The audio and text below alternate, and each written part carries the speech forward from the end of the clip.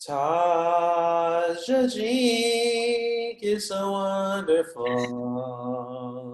La la la la la la la la la la la la la la la. Do do Oh, wow. do. Where's the flame, Max?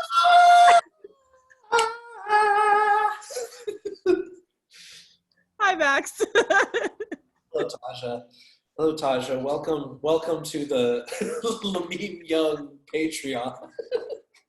This is gonna be great. This is gonna be great because the last people I did this with was fucking clipping, and I like know those guys through the internet, but like it started out as like fanboy shit. So obviously there's a different dynamic. You and I go several years back, IRL, as they say, as the children say, back was it 2013, 12 or 13 at Vassar College, where Throvision and Pluto Moons played. Oh, wow. Yeah. Did Ben play that show with us too? I don't remember. No, because Ben used to sit in on occasional Pluto Moons shows. But anyways, yeah, we've been playing gigs, and then history will write this as you founded and I helped facilitate the greatest basement venue DIY space in the history of the borough of Brooklyn, maybe New York. I don't want to take too much credit for, Maybe. hey, Maybe. the history books are going to write. There's going to be a Wire article about it in 10 years. And then someone will write a PhD on it. May return. What if it returns? It'll happen. You guys are doing it. Just so everyone who's watching it once we're done recording this, everyone who doesn't know, you play music under the name Lorraine, and you released a self-titled. Is it an EP? Do we call that technically an EP? I don't know. Is that a full length? Call it a full length, even though it's like not.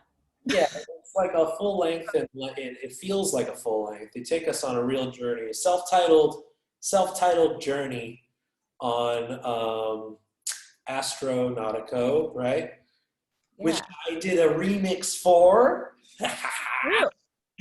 And I'm going to, and so you're working on a new one, and I'm already on the list for the remixes of that. Whether or not you asked, it's happened. Now you're on the list. I'm on the list. I got the security cameras from the studio. I stole the stems from that. Oh my God. That's a pro tip. So Lorraine, we're going to talk about Lorraine. We're going to talk about the project and your work as a musician and artist. And we're also going to talk about you, the creative professional practitioner, Taja, your name, Miss Cheek, at MoMA PS1, where you are. What is the title now? Because I know you moved up. What's the official title? Associate curator? What's it? Yeah. Yeah. That's what I am. You used to be curatorial assistant when we worked together, and now you're moving on up, and you are assistant curator for what's the department they call it for the music, sound, and all that stuff? They don't really separate it by department, but I end up focusing on performance, which ultimately ends up incorporating a lot of sound because that's what they do. That's what they do. Have done for a long time. That's what you have put on. There have been, again, for those outside of maybe who don't know, outside of the New York circuit, PS1 has most notably been known for, in the music side of things, for their warm-up summer series, which is the closest thing to the, I don't know, like weekly outdoor rave festival sort of happening that has been, how long has it been now? What season was it this summer? Virtually. Since 1998. So that's 22, 23, something like that. It depends when you count it. It's a little bit hazy, but since 1998. Two decades, we can Yeah. say, at least 2 decades of this series, and that you, even when you were not the associate curator, you were still running that shit, 5 years ago, when you and I worked there. That was 2016, summer 2016, right? Because it was like we had YG and Fuck Donald Trump just came out. It was pretty awesome. That was that was a time. That was a time indeed.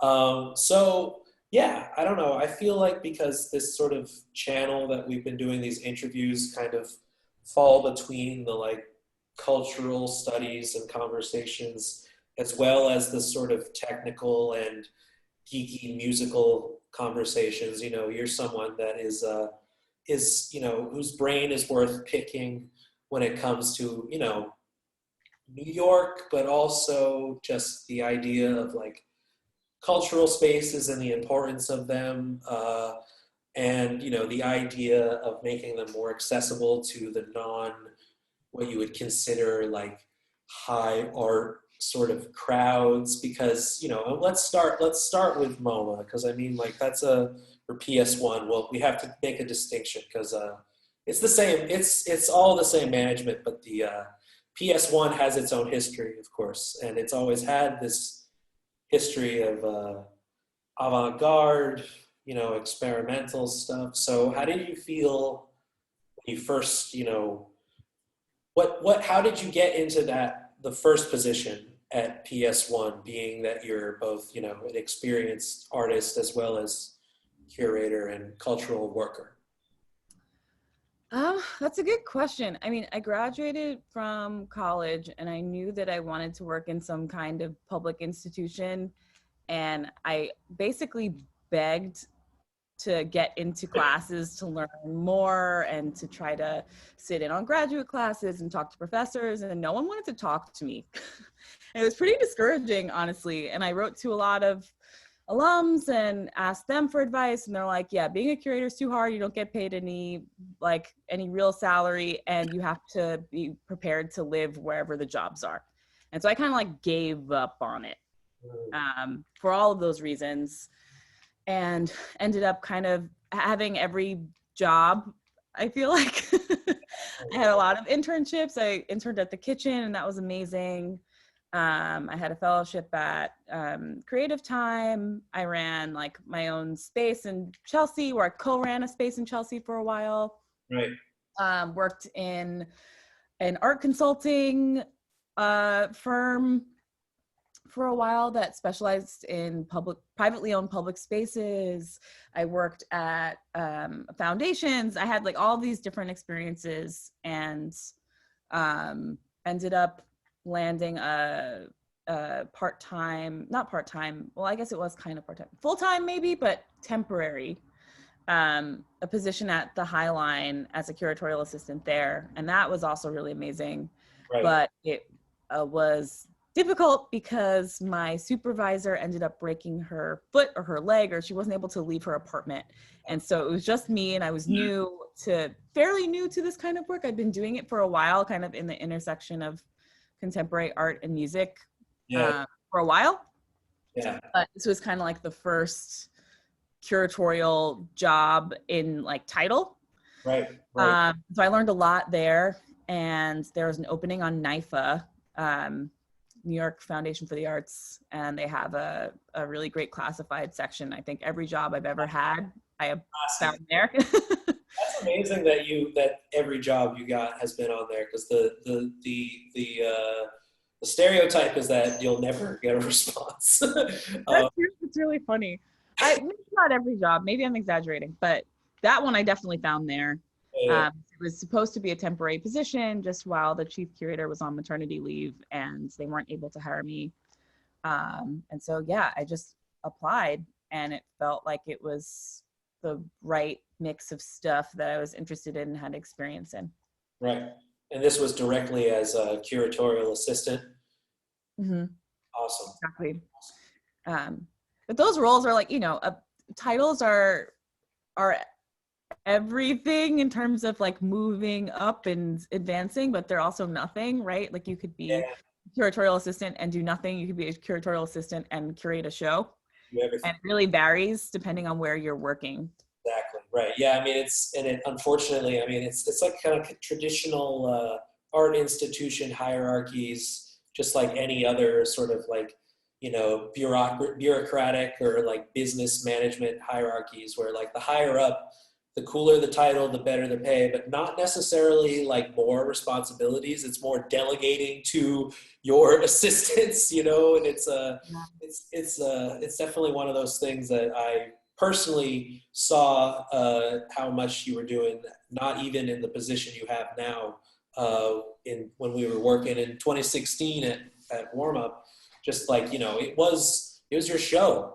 I think that was, I don't know. You tell me, because I had been to a few Warm Ups prior. I lived in New York City proper from 2011 to 2019, so I went to warm up in 2011, and I went to another one in like 2014. And that at the time, that was like peak like bro step, like neon dubstep, because like electronic music was like taking off, but in this really like plastic and fad, not very longevity run sort of genre of things. So did you feel like when you started in 2015 going into 2016 that there was like inheriting something that needed, I don't know, like obviously there was a legacy to it, but it's not that it was like the past few years. I don't know, you tell me if you enjoyed the few years prior to when you worked there, but do you feel like there was something you were inheriting that needed to like be mended or changed in some way? Did you feel like it was like having to go back to something that Warm Up was originally known for? I don't know, because it's before my time, obviously, when it was first starting out. Being from Boston, not really being there in my teenage years or anything like that. So Yeah, I mean, it's kind of both, where, now that I have looked into the history more, I'm recognizing artists that, I feel like don't really fit into the broy molds that were definitely a part of the program and really important to the history of the program. But I think I even said this in my interview when they asked me if I went to Warm Up, and I was like, I don't, because it's too broy. um, and it's not, I don't think it was a secret. It's yeah, not. And, that's not, maybe not entirely fair all the time, but yeah, I definitely felt that way. I definitely feel that way a little bit about that time of the program. And everything kind of evolves, and so different people are involved in the program. um, Times change, tastes change. right. And so that was just kind of the natural evolution, was to kind of move away from that a little bit more. It's interesting because your curatorial voice, as far as your lineups and the advisors you have working with you, as far as like these contacts in the industry, because I know like being behind the scenes, like it's just like all emails. It's all of these artists, even if they're super underground international DJs, it's like the hoops you have to jump through to get these people out there. I know sometimes it ends up not even working, like with Bin Laden back in the day. Yeah, It's I like, really your name is tried Bin everything. Laden? No. Yeah, I mean, it's pretty crazy. You have to do really crazy things sometimes just to deliver information to people, which is seems like it wouldn't necessarily be the case, but it really is. It's one of those things, seeing like having only worked there for one summer, because I was in and I was out. I was like, nah, like I can't, I just don't have the mental capacity or physical strength to do this in what I was doing, because I was doing sound tech stuff. Good exercise though. Well, I remember coming the next summer when you had Cardi B and ASAP Ferg, and the shit that Cardi's team seemed to have been putting you through right before she was going on was one of those things, because I wasn't working and I was there taking advantage of your generosity to let me in, and then just being like Cardi, like Cardi, you're like ready for fucking Cardi, and then just seeing you scrambling and freaking out and all this shit, like, and the show goes on and it's fucking amazing, even if she does like 3 songs, because this is like earlier in her career, whatever.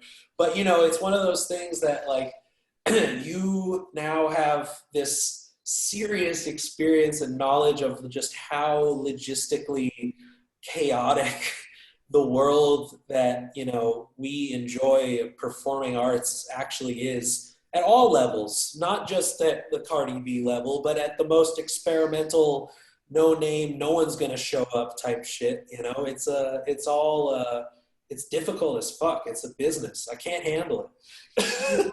hard. It's hard. I mean, it's not, you know, it's not just me. There's an entire like staff of people that are doing so much work, and also on the curatorial side. Like, it's not just me at all. Like, it's a team of us that are really working on it. Just to acknowledge that. And also, like, historically too, like there have been lots of different waves of different curators that have been, and you can kind of trace their tastes a little bit. Like, it's not all dance music. There was a period where there was a lot of like experimental, more improvisatory, like new music, right? Which is something that you wouldn't necessarily think about as being a part of warm up, but it is. But anyway, yeah, it's hard. It's hard.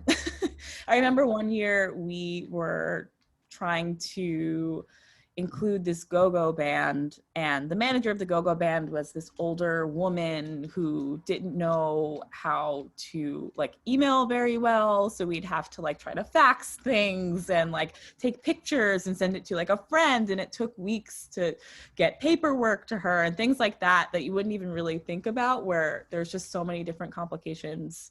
Also, just, you know, there's maybe anywhere between 4 and 8 to 10 acts per day. So, right, you know, multiplying that across a whole season, I think that first year there were 12 Saturdays. So that's like pretty intense. And you're there the whole day. There's, you know, hours and hours of live music, and you're just running around all day. It definitely, you have to just like plan for the worst at all times.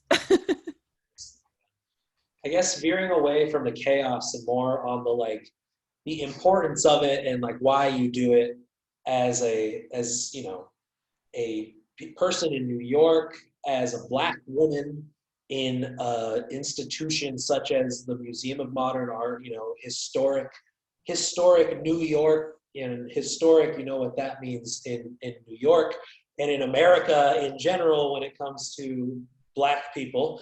But you know, like, are you? I don't want to say you are without knowing. Are you the first Black woman in this position at PS1?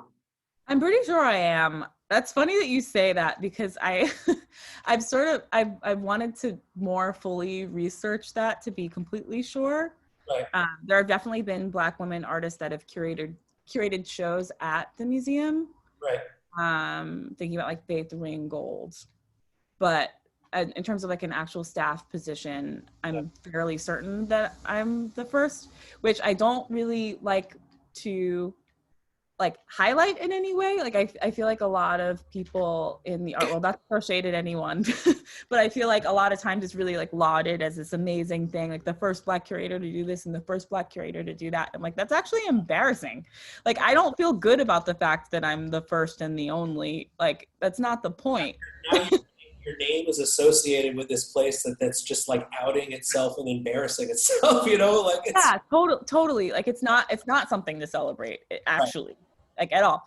But I will say that I look to Howardina Pindell, who was the first Black woman curator at MoMA, for example, who was also an artist, who also went to Yale, who, you know, there's a lot of like biographical similarities. He has a show up at the Shed right now, which I haven't seen yet, but I'm excited to. And so, you know, there's like all of these interesting interrelated histories, but in terms of PS1, probably. Mm-hmm.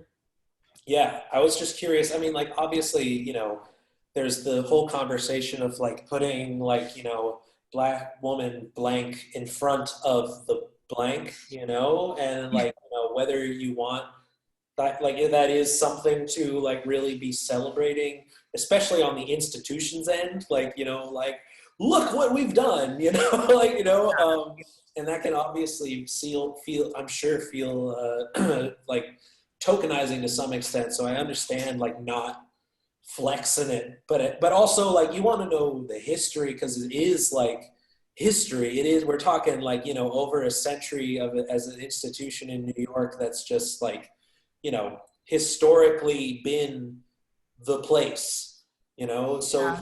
you're in the Wikipedia article, by the way, just as far as like, you are in history now, so that's cool. That's cool. Yeah.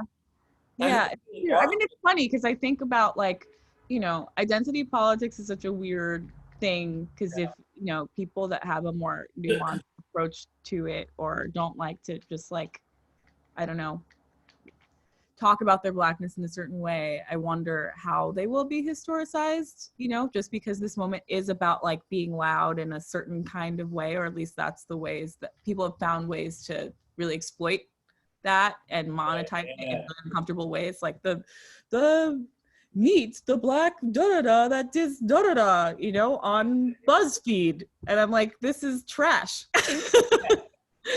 The neoliberal side of promoting this, because that's the thing, is like identity politics has become this cringe marketing thing for so many different journalists and brands and all this shit. But like the root of the word is a black feminist like radical notion that is, like it's inherent in everybody, not just, marginalized people. It's that, it's something that is not the main topic, but it should be acknowledged as far as these historical timelines, because you don't know history. Don't know history, then it's just like you lose track of like the importance of these things to some extent. But anyway, being the assistant curator, no pretense before that, the assistant curator at MoMA PS1, and curating concerts for the most part, do you feel like, this is an interesting one, do you feel like, and there might be an objective answer as far as pressure, financial pressure from the higher ups or like management stuff, but do you feel an obligation to audience to keep them in their safe zone as far as what you're giving them, or more as introducing them not necessarily to something that's going to scare them, but to something new? Because I think like the main difference, and this has been documented in like the Times now, just talking about the shift in curating, whether they're going to credit you or not, that's another story. But there has been a shift in newness, underground ideas. You talked about fucking go-go at MoMA PS1. Like that's like, you had a Longmont Potion Castle installation in a fucking elevator. Like this isn't Klaus's work. This is your work, So to me, and Klaus is gone, like whatever. But he was there when I was there. You're not saying anything. Don't worry about it. But to me, it's like, do you feel like there's an obligation on your end to be the person, not a gatekeeper, a gate opener to these new, maybe not necessarily new to the world in general, but new to like your typical warm-up concert audience, because there are people that will go there to get fucked up every weekend, and that is their only reason of going, Yeah. Well, first, I'm associate curator now. Did I say assistant? I'm sorry. Yeah, I only say that to say, like, I think the levels of like how that works is very obtuse and people don't know. Yeah. But it's curatorial assistant, assistant curator, associate curator, then your curator, and then chief curator. Gotcha. Just so you know. Yeah, I got you. It's like people ask me all the time, so just to say. But anyway, yes, I think of my job that way. I don't, that's the only reason why I feel like I'm interested in this work, really, is to like have a point of view and to introduce people to new ideas. I think ideally when I'm doing my job the best, I'm introducing people to new things in a way that is not scary and approachable. I remember a few times at warm up, for example, where, people are, there's a typical warm up crowd. I guess there is no typical warm up crowd really, but, you have people that are here to see like a specific performer or a specific DJ, and they end up seeing Russell Haswell, like a noise set, like things like that. I feel like all of us on the warm up curatorial committee are really interested in those moments. I wrote about that exact moment for like a Soundfly article a few years ago. Like, yeah, the crowd reacting to Haswell's, like, and he could have done techno, but he did not. Like, yeah, exactly. Right. And I think people also look to warm up for that experience, but I'll also say that warm up is very different from other contexts that I'm also responsible for organizing. So, they all are, I don't know, I approach them differently, and the idea of newness in each of those contexts is very different. So, approaching that moment with, in the context of warm up is very different from something I might do for Sunday sessions, versus something I might do for a performance that is associated with an exhibition that's up. So like it's all like very context specific. And then, the larger context, of course, is PS1. And I feel like people have looked to PS1 historically as a place to experience new ideas and to see new work and to be kind of like not freaked out, but, to experience something new. right. And that history is really important to me. And it's something that I really I think about a lot. And I feel an obligation to continue in spirit, even though it looks very different than it did in like the 70s. And in some ways it actually doesn't look very different. Actually, now that I'm thinking about it, like the whole foundation of PS1 in a lot of ways was really looking at,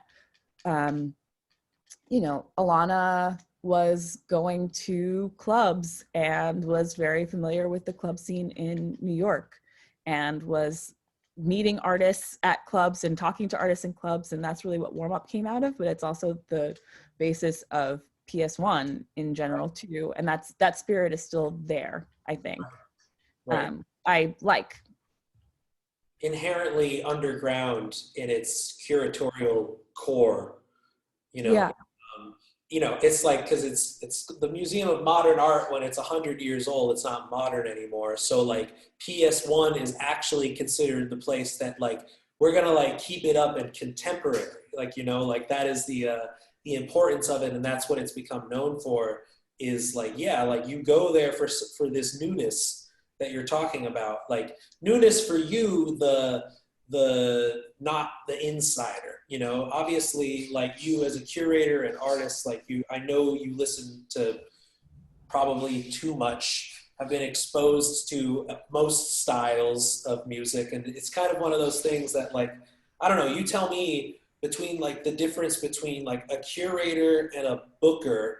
To me, the curator has this cultural obligation, and like a booker has a financial obligation to the institution. Now, do you feel any of that pressure, the more typical booker pressure, if you're, putting on an entire season to perhaps one of them have like, oh, this is like without a doubt sold out, like we are going to be fucking slammed, and this is, ka-ching. Yeah, I mean, of course, I agree with that distinction. I mean, I hate the word curator in so many ways and for a lot of reasons, which, maybe that's an aside to get to. But in terms of the financial pressures, yeah, like there's no one in any institution that doesn't feel that, especially in performance, right? Because a lot of times that's when, I don't know, it's more typical to pay for a performance than paying for an exhibition. There are some exceptions to that, but I think a lot of people look to performance in a museum setting as the place where they get a younger audience, they get a more diverse audience, and they also make money. Right. A lot of people aren't looking to performances, especially music, as a part of the core, the core of a curatorial program, Mhm. which is really a missed opportunity, and a lot of it ends up falling flat, at least in like the early years of this. I feel like in the early 2000s, when people were really starting to do that, Yeah. kind of see through it very very easily. But because PS1 has been doing this for so long, and it's really a part of the DNA of the institution, it ends up not feeling superficial. Not that we don't have to worry about money. We definitely do. Like you were talking about MoMA and PS1 and the distinction, right? It's like we have separate boards. We are separate institutions in a lot of ways, and the connection Financially, between us is financially, especially just financially in a lot of ways that I think people assume that we would have more similarities or would have connections and obligations to each other, where we don't. It's a very complicated relationship. But yeah, money is a thing for everyone. absolutely. But then you said like introducing someone to something new that's not going to scare them, that's not going to veer them away. I couldn't think of a better, uh, you know, cincher, a number one like this is a curated set that will sell out 100%. I forget who else was playing it, but Skrillex and that Jersey Club dude. Who was it? Who was the Jersey Club DJ? Um, Snake? No. no, this is Googleable, but I can't remember off the top of my head now. The point was that he was like a legend in Jersey, but to like literally across the Hudson, like it's all Jersey Club to me. It's not I'm not a scholar of that thing, but obviously we know who Skrillex is, and we know the people that he could potentially bring. But the fact that they're doing a back to back not only is enticing new people to understand what Jersey Club is, which is now like the kids love it on TikTok. Really? I don't know if you're aware of it. Like my college kids in Puerto Rico are like duh duh duh duh duh duh duh duh duh duh duh, like because of memes, because of TikTok. It's incredible. But when you book this shit in 2016, people might be coming for the Skrillex, which is already like not peak Skrillex. He's he's doing his thing. He didn't need to do this. He But just really likes warm up. that's what I was saying, is that not only is it introducing the audience to that, but it's also indicating to us that the people that you're working with, even the most mainstream type of people like Sonny, he knows what the fuck is up, and he himself is like respects the cultural impact that these shows tend to have, because he's fucking his rider is insane. I remember that. But like, look, knowing that he didn't even have a rider for something as small as warm up it indicates that you have something that is special, that someone like him would still be like, oh, like fuck yeah, like I'm gonna show up 20 seconds before I go on and just shove my USB in there, and then you're gonna give me like like what is it, champagne and tequila backstage afterwards. I'm gonna hang out. Yeah, it's true. I mean, no one performs at warm up unless they really, really want to do it, right? It's a small stage. It's a very modest production. I mean, we do amazing, to be fair, we do kind of amazing things for the resources and team that we have. I mean, it's amazing regardless, but especially given, what we have to work with. Right. But yeah, it's like Skrillex is one example. I remember Lizzo, for example, when she performed, like having to scale down is always very, it's just complicated and takes a lot of time because people are used to having a certain level of like time and money and resources and just like physical space for their performances. We need all the dancers on stage. Yeah. But those moments are also, those are moments where, we're excited to welcome those artists. They're also, help us sell tickets, but more than that, it's also a great opportunity for the rest of the day that we're booking. It really opens it up because we don't really have to worry about, I don't know, at a certain point, you don't have to worry about selling tickets. It's really an opportunity to expose the audience to artists that they wouldn't have necessarily known that they love. And that's like the cool part. So the beginning of those days are always really fun because you can really kind of like expand what you think is possible. Totally. No, I totally get that. That's great because it's like allowing someone who obviously does not have the Lizzo or Skrillex following to be, you know, put on a bill with that person. Then the people, you know, if it's a sold out show, it's going to be in Skrillex isn't on until, you know, 7 or whatever. They're still going to be there at 2. Right. To pregame and listen to Russell Haswell or whatever, you know. So it's very interesting seeing these shows where you have one artist that will, you know, basically hold it down financially without a doubt. So it allows opportunity for kind of the opposite type of mindset to occur for the other, you know, selections. I think that's, you know, and especially for opportunity for you to put other people on to something that, you know, could just have that many people there. You know what I mean? Like guaranteed sold out show. That's fucking, you know, that's a big ass deal. That's the best feeling, honestly, is to like see people performing in front of a completely new audience and see people falling in love with their music in real time. Right. It's the coolest thing in the world. Pulling in Obama. What was that? Oh, I'm sorry. I was killing a mosquito. Is that a fly? Oh yeah. So mosquito. Remember that video where? Yeah. No, totally. I was, yeah. That must feel so gratifying, like, because so many of these artists are just, like you said, following in the tradition of just like Alana Heiss and going to clubs and knowing the artists and being in the same communities as them.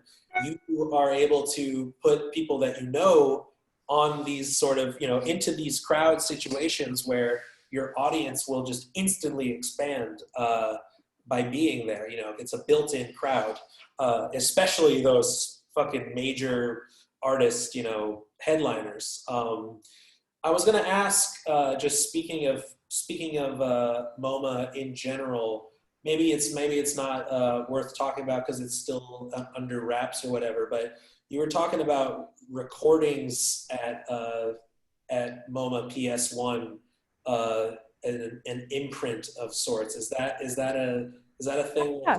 Is that a thing worth talking about right now? Being A that little bit.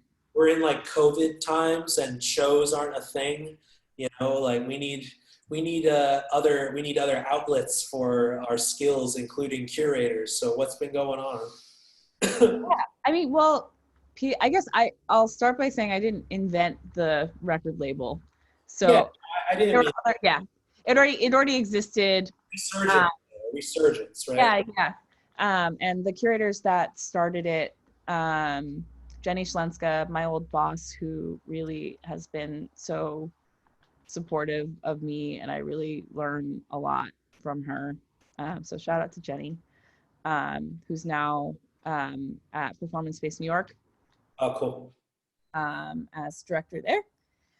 And David Platzker at MoMA, who was in Drawings and Prints. And it started out as an outlet for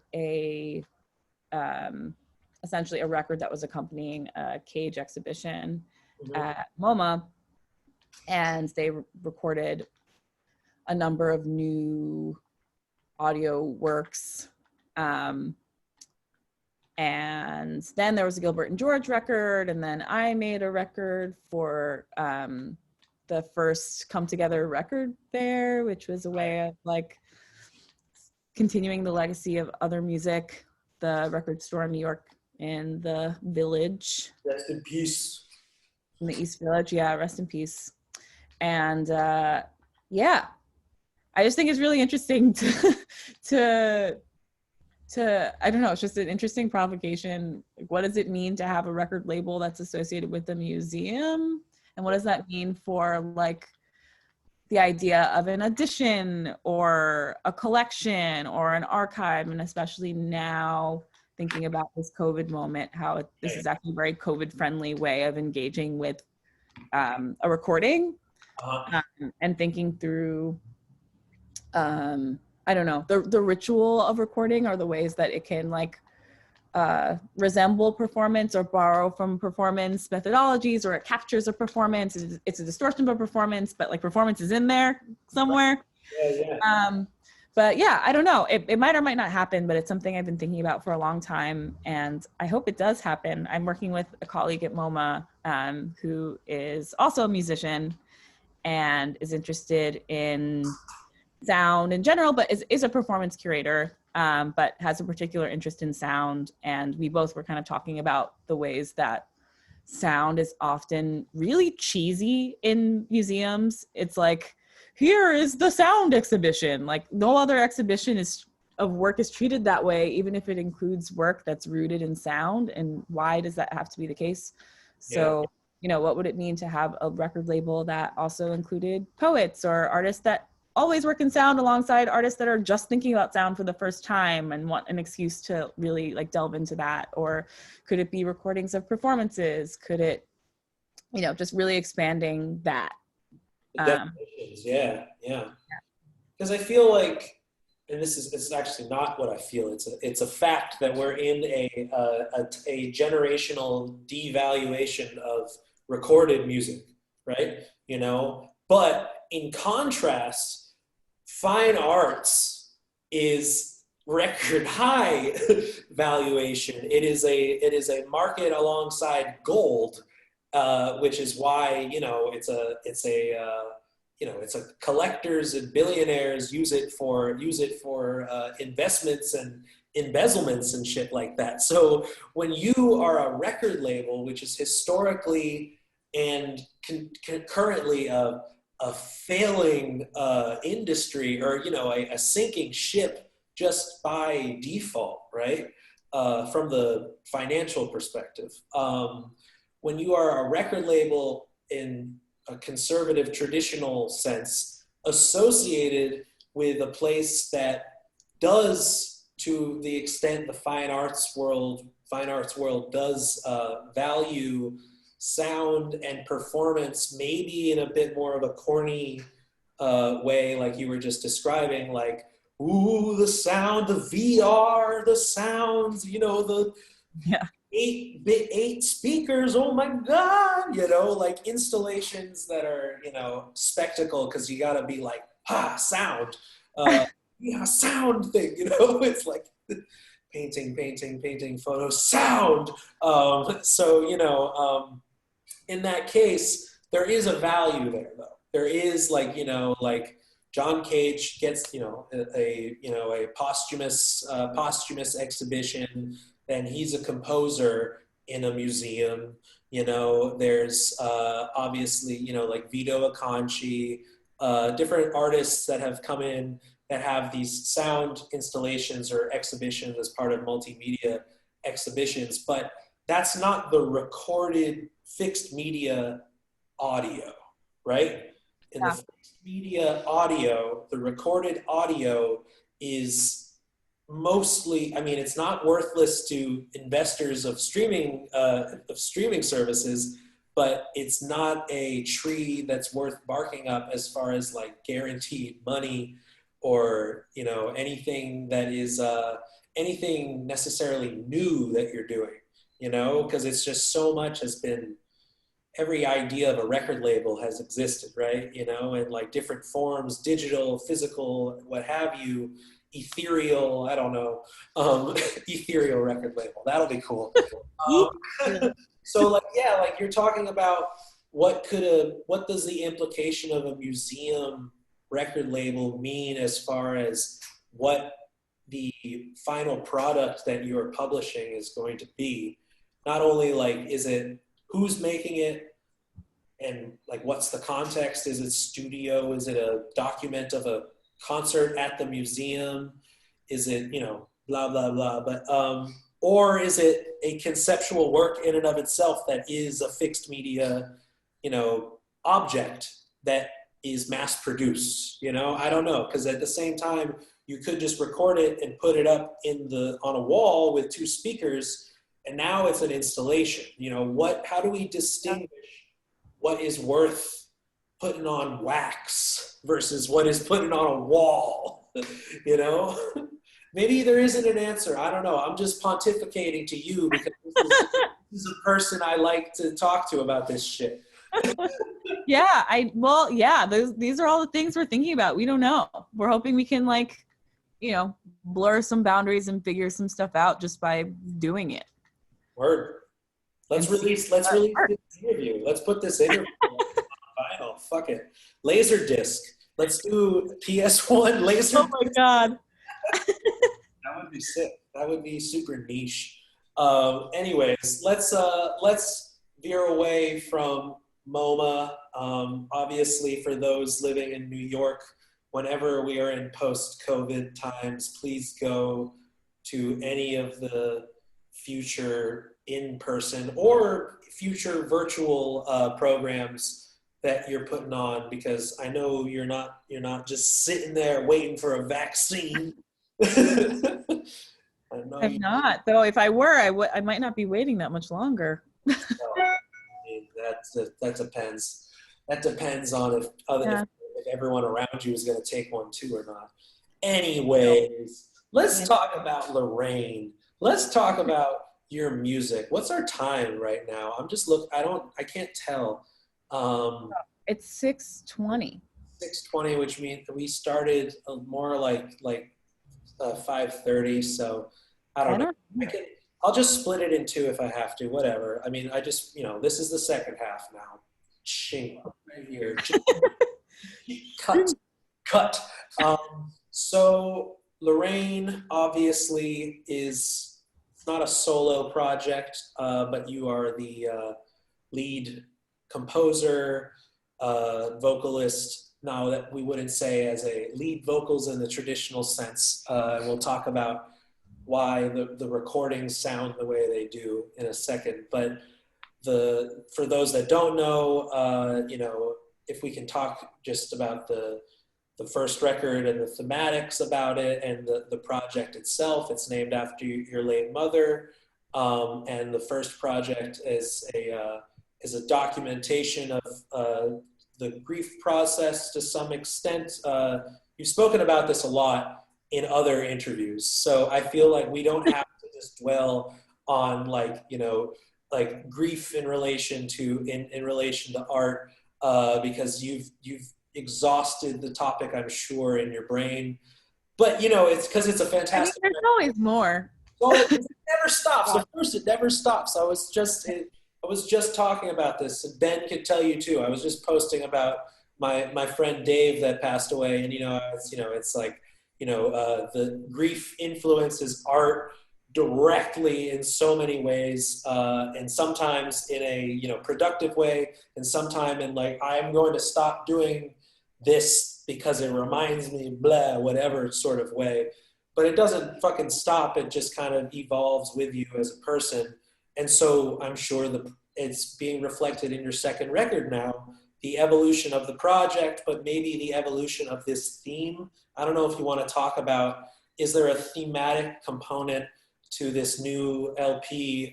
Is there a release time we should be looking forward to? Do we know that yet or no? Who knows? Fuck it. I can't say anything about the actual. Anyway, I can talk about it as I'm working on it. I'll put it that way. Yeah.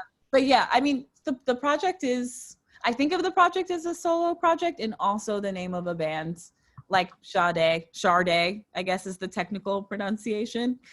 But yeah, I think of it that way. I didn't want a band, and then I found a band that I really love. So now Bada bing, bada boom. Stuck. But yeah, I mean, I think the first record was about grief, and it's named after my mom. It's like a perversion of my mom's name, but also I think a lot of the noise around the record was kind of focused on my mom, but I was really thinking about it as an exploration of grief more generally, of what happens when things end. And at the time that I was writing the record, my mom had just passed in the middle of making the record. And also a lot of other things were kind of ending. I was looking for work. I, was stopping a project that I'd been working on for a long time. Like, a lot of things were ending. And so I think that is just a part of the project now, since it was a part of the first part of it. Right. And that's okay. I think I have been really liking the idea of using my work as a way to figure things out in real time that I'm really struggling with. That also makes it really hard, but it's the only thing I can think of. So, this is like my vehicle to figure that out. And so I feel like with the second record, whatever it kind of becomes, I feel like what's in there is an exploration of all that stuff, but also of, I don't know, just thinking about myself and things I don't like about myself, or the idea of like, I don't know, reckoning with my flaws and trying to understand them and go deep with them and try to figure out what they're about. So maybe more introspective. Yeah. Or using self-criticism as the vehicle, maybe turning lemons into lemonade, perhaps. Yeah. And also it's like a layering of just thinking about, I think this was present in the first album too, but just thinking about emotion in a kind of multi-layered way, and especially the ways that women and women of color, particularly Black women, have to think about how they're feeling, where you can be grieving something on a mass scale or individually, but also have to go to work and have to like do whatever you have to do. Everybody experiences that, but I feel like it's just a different kind of situation for Black women, just thinking about like police brutality and any number of issues, honestly. But that's also kind of like a big thing that I'm thinking about, I think, with my work. Right. Yeah, it's not just the personal, the introspective can be reflective of literally everything else going on, because it's more just, a bottling in of everything that's going on surrounding you and stuff, and how you interpret and how you respond and react to the collapsing world. And there are moments of joy when the world is collapsing, and also grief and also frustration and like everything, That's another thing that I wanted to talk about, and it's in relation to like genre and like composition and what we consider happy, sad, emotional qualities of composing and improvising, and what we connotate with what feeling, because there is the huge, it's in the press kit, the theme of the album, talking about grief, all the interviews, but listening out of context to the record, the first record, even with the field recordings and the home recordings from your mother, like even knowing that, taking that out of context, we're not necessarily like into my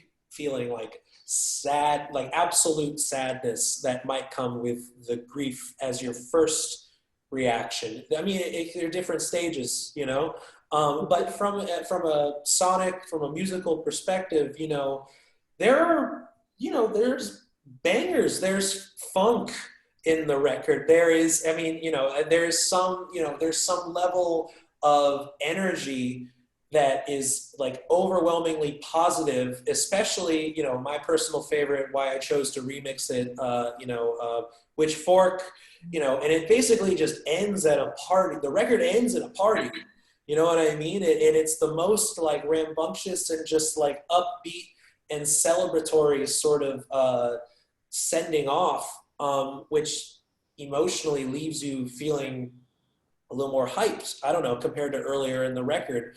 So I don't know. You tell me. Is there a correlation, do you think, maybe in your music, maybe in styles and genres in general that relate to you, to your peers in a certain emotional context, you know? Because we think major, happy, minor, sad, you know, Yeah. but so much more complicated than that. You know, how complicated is it, Taja? Tell us. Yeah, I don't know. I mean, I think about a lot of different things. I guess I think about like 90s R&B a lot just in general as like a mode. But I think that's more of just like it's just something I listen to a lot as a kid, so it's always just kind of in there.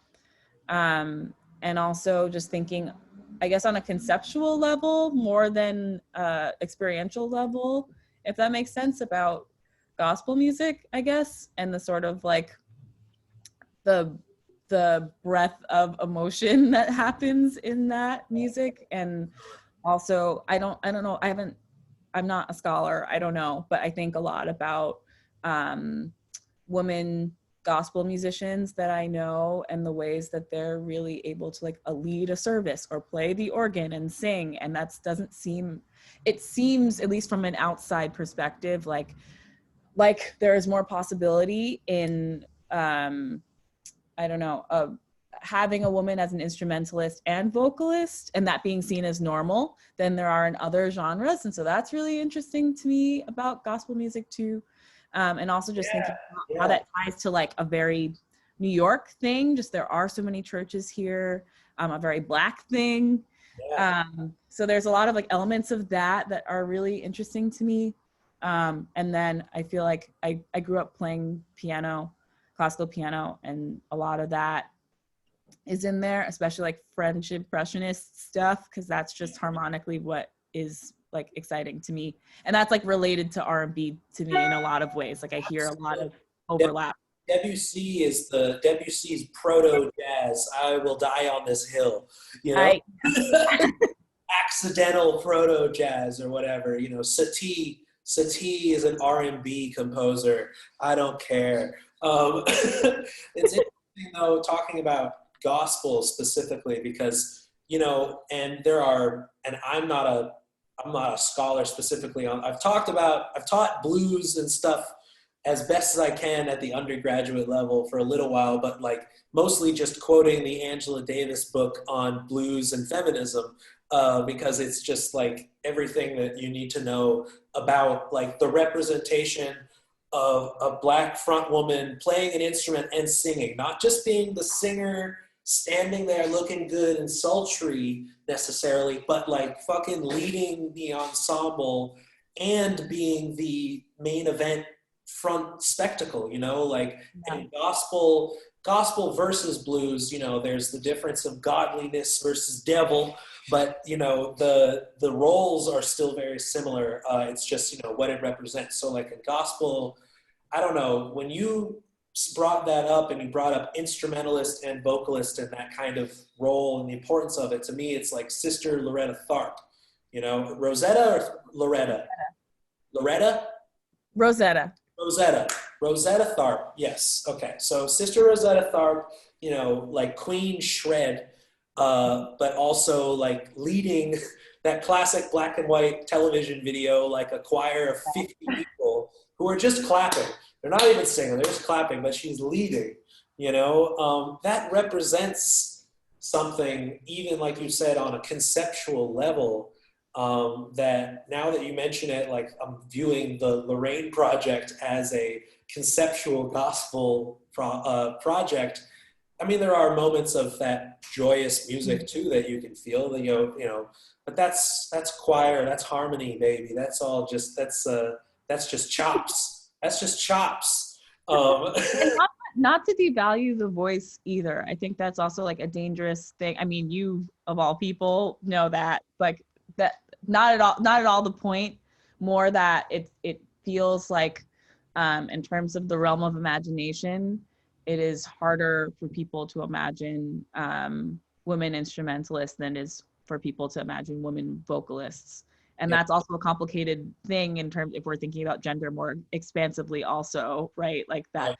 vocalists tend to be gendered as women or femme in a lot of ways. It's like that is really limiting in a lot of ways and in a lot of cases. Like I think about the ways that people talk about oh my god, I just had a total brain meltdown.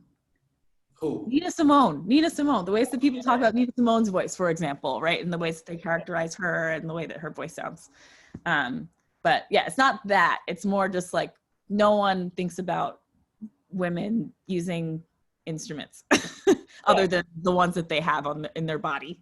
Talk about an example of Nina, because she like you were just talking about trained classical pianist at a young age, same as her. She had no intention of being a pop singer, if you want to call her that, but she wanted to be in the conservatory, right? That was she wanted to infiltrate that world, and they soundly rejected her, so she had to become the singer.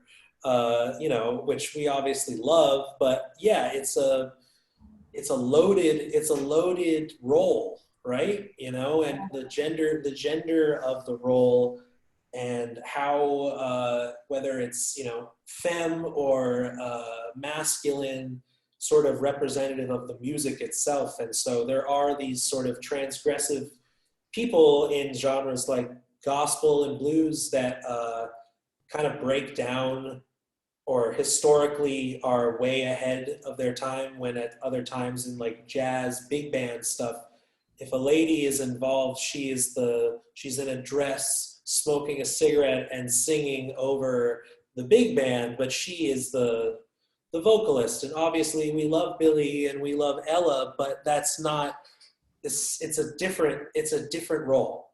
It's a completely different world that is not steeped in the same connotations as something like a gospel band leader.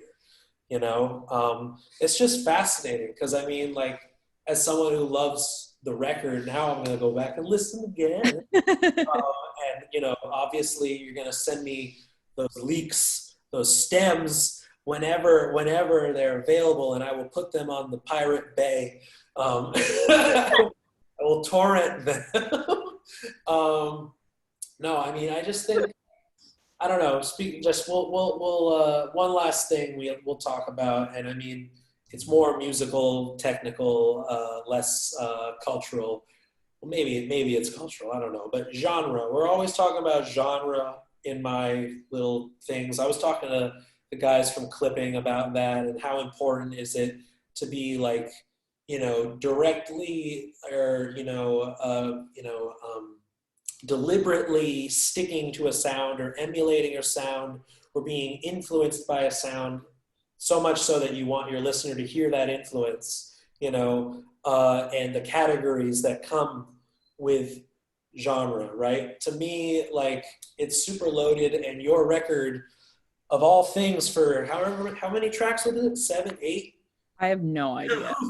To be honest. But to describe it verbally, like I said, we're taking on a journey. There are, electroacoustic music, concrete skits, interludes, if you want to. In the pop world, there'll be skits, right? Like the phone call from Big Balls, like that sort of thing. The skit on the LP, but in this case, these are sound collages mixed in with, songs that sound like Lorraine.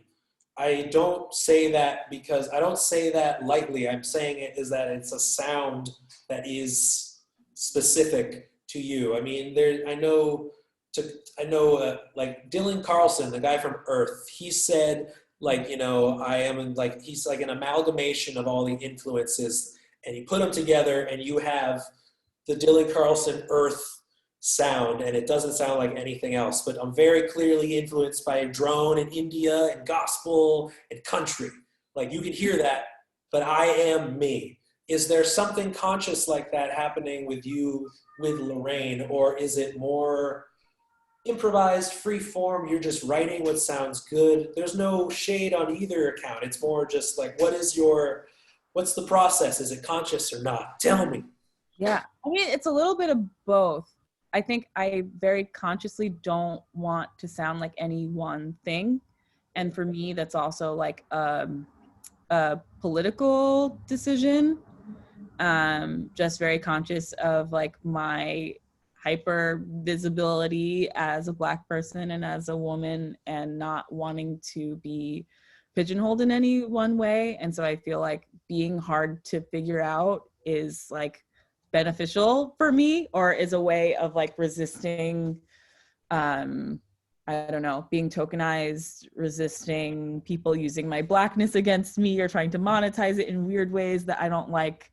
I'm definitely conscious of that, but at the same time, I make the things I make, and it just kind of is what it is. But I just sound like what I sound like. But I also really like the idea of having a sound that is really definable, that it's me when you listen to it. And that, if I do anything in my life with my music, all I really want is to provide something like new, an idea of like newness, which rolling my eyes at that, because like nothing is new, everybody's influenced by something. But I don't think there's any one band or person or influence that you can point to that overshadows any other thing. And I like that. It is a sense of newness. And yeah, I like that, and I cherish that. And I feel like my whole musical life is me trying to understand that more and hone in on that more, and also expand that more to see how far the limits of my sound can go. Like, can I make something really upbeat? Can I make a dance track? Can Lorraine also be drones? Can Lorraine be like all these different things? Right. So yeah. I feel like you guys in context of the concert, when you're with the group, it's a much different, more open dynamic than the records, or the record, which feels much more honed in, point A to Z from beginning to end, versus the concerts. I think I haven't been in New York for almost 2 years, but I saw you guys maybe 3 times over the course of 2 years in New York. And improvisation and interlude and drone, all these things sort of come up in the context of the concert much more than the record, it seems, at least in the longer form of it, because the record isn't that long in duration, and the shows tend to seem about twice as long as the record, because there's a bit more, correct me if I'm wrong, but I feel like the in-between songs, you are taking the opportunity to be Lorraine, the improvisation ensemble, versus we go back into the structured song, and this song is going to sound like blah, and then we lead out to an ambient interlude that's pre-recorded. I feel like you're covering a lot more bases in the concert setting. Now, obviously, we haven't had a concert in a million years, so who knows what you would want to do with the new record live. I don't know, have you thought about it? Have you been trying to jam out? I have thought about it. I'm lucky to play with really good musicians that are amazing. And I feel like a lot of the band experience is just also letting them do what they do and see what happens when we're all doing our thing together. Right. Big part of it, and really just like not making it like the record, because it's like, I don't know, I'm so bored of shows where you just go see the show and it's exactly like what I listen to when I'm listening to the record. I'm like, I could just listen to the record. Why am I here? Right. I really want it to be something totally different, because that's just more interesting to me personally. Yeah, and you've reprised songs from the records in totally different ways live, much more slow or much faster, I've seen in different things. I feel like, there's a mood that sort of takes over the concert, almost feels almost ritualistic. I know you've lit in, sage and Palo Santo, it's like cleansing of the stage before you begin. and you sit down. That's also fascinating to me, even with the more energetic and loud and chaotic free improv, sections. There's there's a sense of calmness to the stage, which whatever we're hearing, we're still kind of being lulled by it. Not to mention the time when I saw you open for Grouper in the synagogue in the summer, and there was no air conditioner. Talk about being lulled. Like, that set me up for sleeping just through Liz Harris. It's just like, and then I sweat. I lost like 30 pounds of sweat. It was Okay. Yeah, Gruber's amazing. Yeah, we make people sit down. I'm very bossy. I like just disrupting the traditional environment of a concert. Like we all go to shows and we're kind of like half paying attention and we're on our phone and we're like, this is fun, and we'll go grab a drink. But I like trying to figure out like what happens if for like 20 minutes we're all just in this thing and we're paying attention to each other more than the music. Like we're paying attention to each other and just like we're in this moment, and that's it. That's kind of the whole thing. It doesn't need to be long. I love it when our sets are like 30 minutes max, which is pretty much where the record maxes out, I think. Short and sweet, in and out. We had a moment together, and then we leave. Beautiful. And then we're lucky enough to be let in on that moment. It's a different moment than the record, but it's equally as definable as you. It's just people have to experience. People got to experience both cases. I mean, like, we could talk forever about performance versus record, and conceptually why one is this and one is the other. But I want to eat dinner too. It's also I'm an hour ahead of you, so it's almost 8:00 here. Oh wow, yeah, you got to eat dinner, Max. I'm a very old man. It's getting sleepy time for me. Taja, I appreciate you taking the time to talk about some shit you probably wouldn't normally have in your interview press kit. I try to make this not pulling teeth. I want to make it informative. It's education more than anything else. It's music education. That is the most important thing. So I hope that this was at least entertaining, having to ponder these ideas a little bit, because I appreciate your ideas. I surely do. Appreciate your ideas, Max. It's good to see you. It's been a while. I know, man. I miss you, man. I miss you. I miss Ben. I miss 49 Shade. I miss all that shit, man. We would have been back in New York so much earlier if it weren't for COVID. You would have been at our wedding. Actually, no, you wouldn't have because of fucking warm up. Well, we were thinking of pushing warm up later, and so I was preparing to be able to go. Just the fact that was on your mind is so. That's the best present there is. So whenever it is we do it, you'll obviously come. But that's so sweet. Thank you, Taja. I mean, obviously, duh. Come down to Puerto Rico anytime. Honestly, if the winter becomes unbearable, we got space if you wanna hibernate in the sun. Oh man. We're still on the record here, so everyone's gonna know. Now you have to make a decision. 3, 2, 1. No, whatever. Thank you, Taja. You're amazing. Everyone go Lorraine.bandcamp, right? Go buy. I have no idea. I know nothing about anything. You probably ask Ben. He would know better than you. Yeah. It feels like this. Ben, I don't know if you can see the tattoo, but it's going backwards. Yeah, but there's no apostrophe in the URL. I'm trying to get people to buy it. Yeah. Oh right.